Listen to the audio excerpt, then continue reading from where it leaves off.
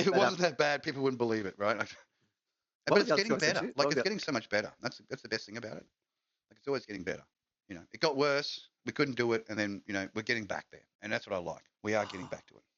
There's a part of me which doesn't think we did go. Like, I'm just going to say it. Like, I know. I don't think we went to the moon. It's a pretty dangerous mission, and I mean that's big ball size. Like, if you think about it. I mean, I accept that we did. I accept that we did, right? But I'm saying there's a part of me which is like, we did. The doubt's creeping in. You got a little bit of the doubt creeping in. I do. Well, I think I always have, because maybe not always. You're not skeptical of space, though. You're skeptical of the TV, the medium. Yeah. Okay, come on, let's get realistic. That's what you're actually skeptical of. You're skeptical of the delivery system. Totally. Yeah. You want to be the nano spider up next to me being a nano spider, building the frameworks and doing the things, controlling millions of other ones. I mean, I'd love that we did. It's not impossible.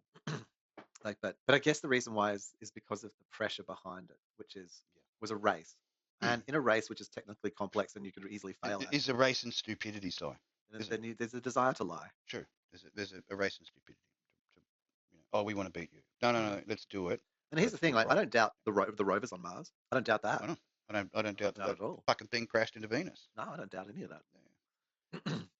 But looking at the effort we have to put in now to have people survive, and like just where we're up to now, like, I don't know. Yeah, but I mean, it's not what I say. Like, well, get some more people up there. That's all. Volunteers. We need more people up there, so it no longer matters whether it was or it wasn't. Because at this point, slinging into. Yeah, at this point, I would. Well, give you some supplies, like the old, put it this way: days. How many spacecraft have we landed on the moon and then launched and sent back samples or from Mars? Yeah. And how many Red Bull? Very few. How many Red Bull parachuters have landed on the moon by parachuting into the moon? Not enough. Not enough. There should be more. But openly encouraged. We struggle to lift a single rock off the moon, let alone like a whole spaceship for the first time we ever did it. No pre-test version, and just land like an entire module. You really need some little blasters going hard, don't you? There's a lot of guesses there, a lot of assumptions that all worked out perfectly right. You know what I mean? Like, yeah. You're kicking up a lot of dust. The amount of hours we've even had humans in space flight, even in a space station before going to the moon with these Armstrong people and so forth. There's so few. Like, it would be I want to see space hotel. I want to see a little, an intermediary hotel where you can sort of hang out there before you go on your moon tour. Like, you've got to build the intermediate things, Well, yeah, I mean, and I just look at that. I look at how hard it is for us to lift a single rock off the moon and send it back to Earth, and yet we just, cavalierly, apparently chucked the journey. I mean, it's going to have to be segmented. We had chucked old cars in that there. A proper lifter system, or like you said, space elevator. But like, you look at the rover that we sent to Mars, and then you've got like a 4-wheel drive, like with seats on it, and people like cruising around the moon. Like, what? Burnouts, figure eights. I mean, I'm a little jelly. Like, sorry.